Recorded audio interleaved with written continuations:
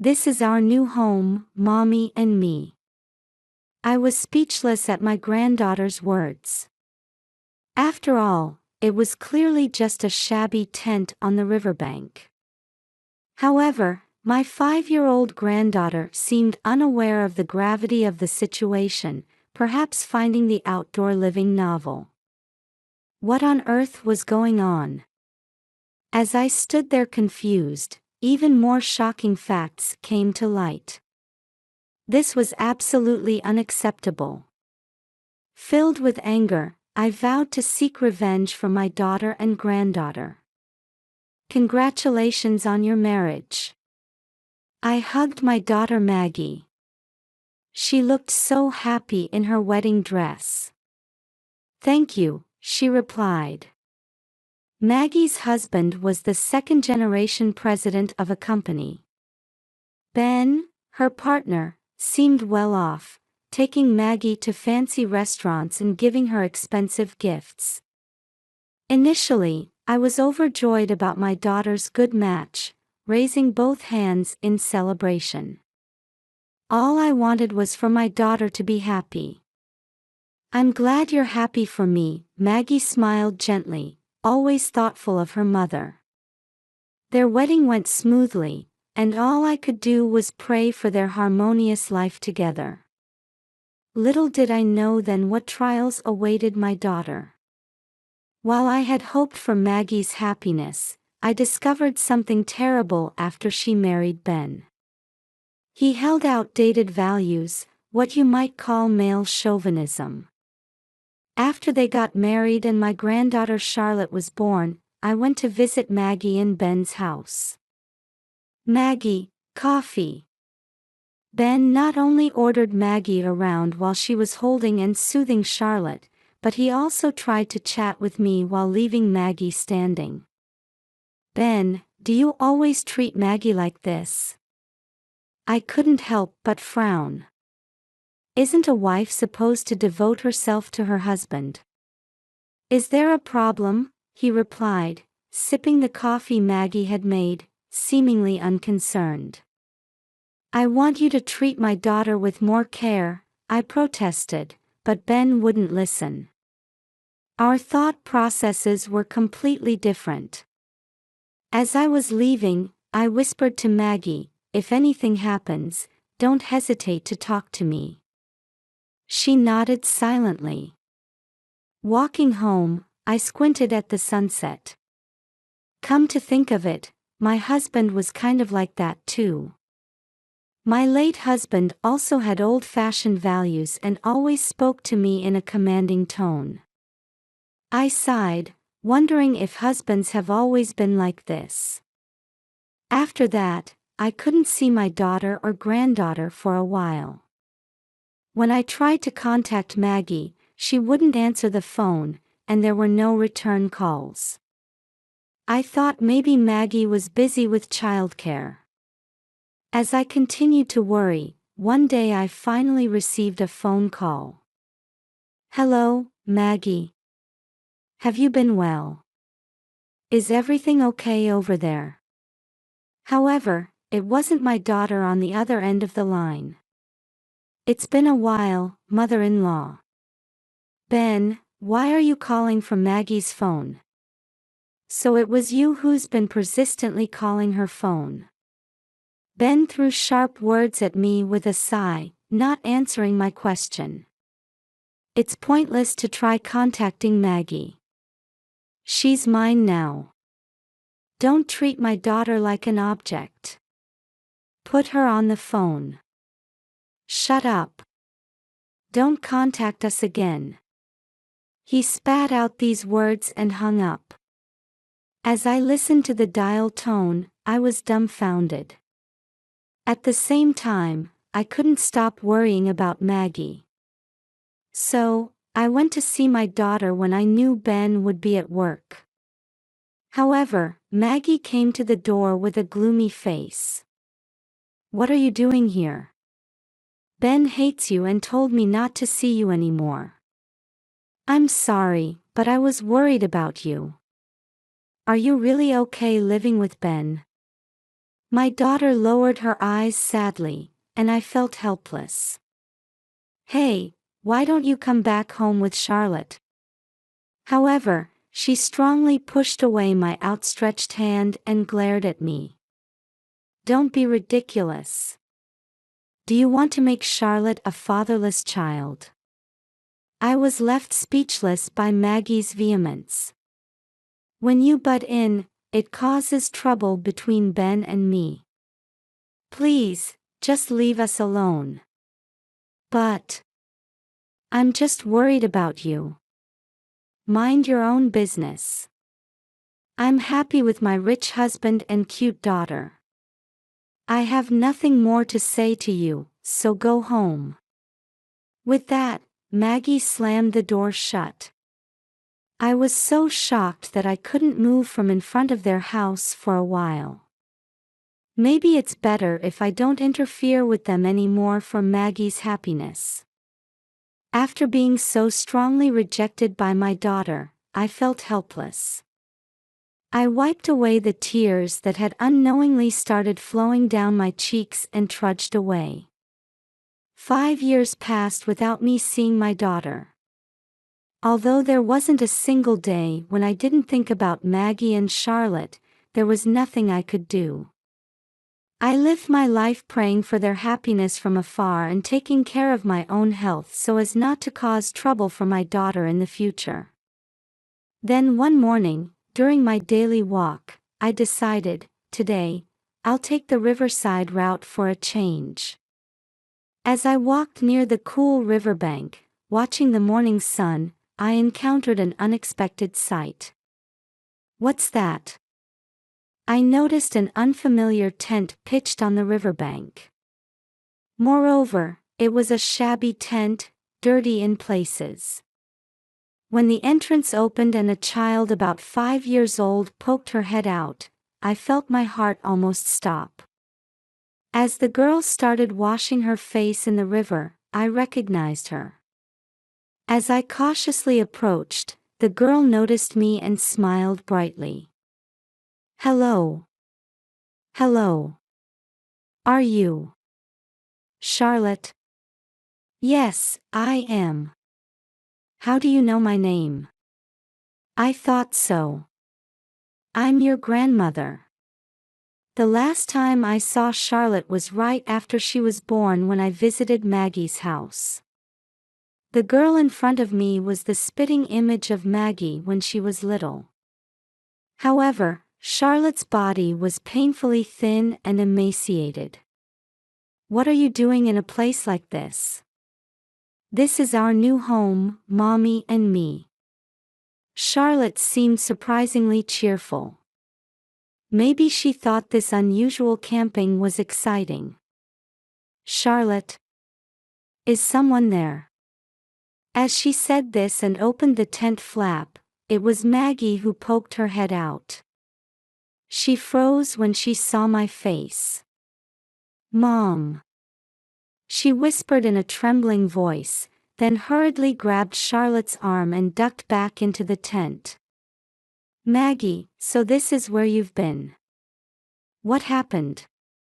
It's none of your business, so go away. My daughter kept rejecting me with a strong tone. I didn't understand what was going on, but I knew this wasn't a normal situation. Don't worry. I'll help you. Everything will be all right, I promise. As I continued to speak gently, eventually I heard sobbing from inside the tent. Mom, help me.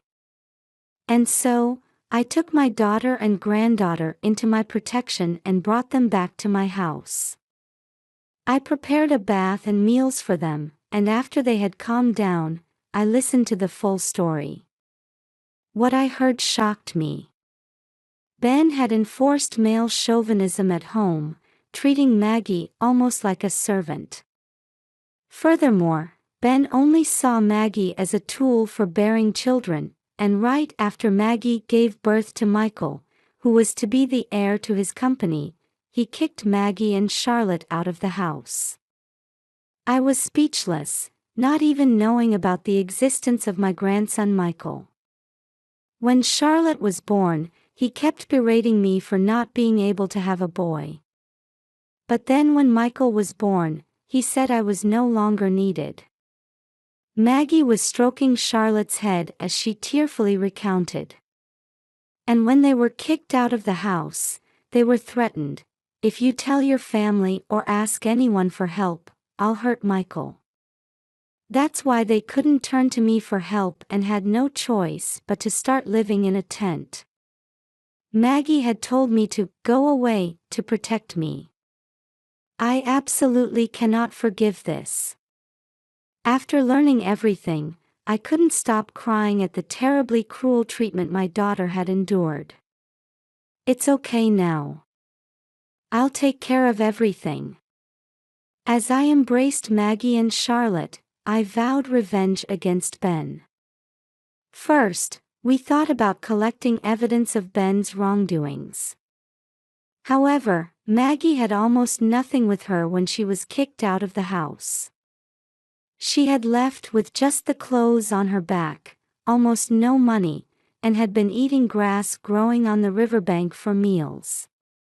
"How did you get that tent?" "Actually, I secretly took it from the storage shed at Ben's house." Maggie looked apologetic, but it was understandable given the emergency situation. They had been camping out on the riverbank in that tent for about half a month. According to Maggie, her smartphone had been taken away and was probably still at Ben's house. I had recorded how I was usually treated on my smartphone, but now there's no way to access that evidence. He probably took it away anticipating that. I felt like grinding my teeth at Ben's cunning. The next thing I considered was whether we could take legal action. However, I realized it would be difficult to afford a lawyer. Besides, Ben was a company president with income. It was clear he would use his money to hire a top-notch lawyer. We wondered if there was any other way. After discussing, we decided on a certain method to corner Ben. Not even 3 days had passed when Ben came barging into our house in a rage. From early morning, there was a violent banging on the front door. "Open up. This is your doing, isn't it?" Thinking he might break down the door if this continued, I quietly let Ben into the entryway. However, inside, I was doing a victory pose. Because this was the beginning of our counterattack. "How may I help you?" I acted submissively, pretending to be frightened. "There's no use trying to play dumb. Maggie's here too, isn't she? You broke your promise to me." "What are you talking about? Could you please explain in more detail?" Ben seemed irritated by my act of trembling in fear. "You took pictures of me splurging at a strip club and spread them on social media, didn't you? I don't know how you did it, but the company's account is in flames, and it's become a huge mess." That's terrible. But isn't that what they call reaping what you sow? While pretending to cower before the enraged Ben, I inwardly smirked as I said this. As Ben had said, it was indeed us who had orchestrated this.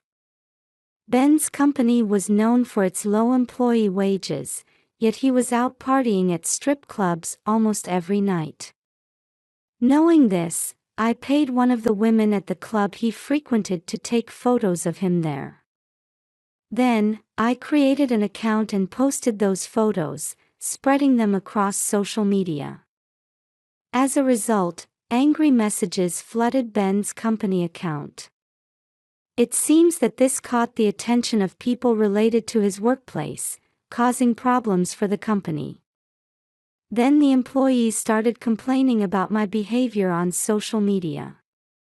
Thanks to that, even our business partners have run away, and it's been terrible. It seems he had lost credibility, lost clients, and the company was on the verge of collapse. "Maggie, you're here, aren't you? Come out. I warned you, but you went crying to this old hag." "Ah, you mean how you threatened that if she told her family or asked anyone for help, you'd hurt Michael?" I stopped my act, straightened my back, and confronted Ben. He seemed to sense something was different about me. "That's not a warning, it's a threat, isn't it?" "Shut up. You stay out of this." Ben yelled and kicked a potted plant. However, the pot, full of heavy soil, didn't fall over, and instead, he hurt his foot, grimacing in pain. Perhaps angered by this, he even tried to kick the shoe cabinet. "You'd better not throw a tantrum. I'm warning you, for your own good. Mind your own business. Just bring Maggie out.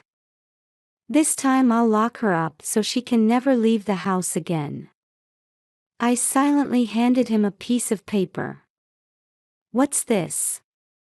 When Ben looked at the paper, he saw "Restraining Order" written in large red letters.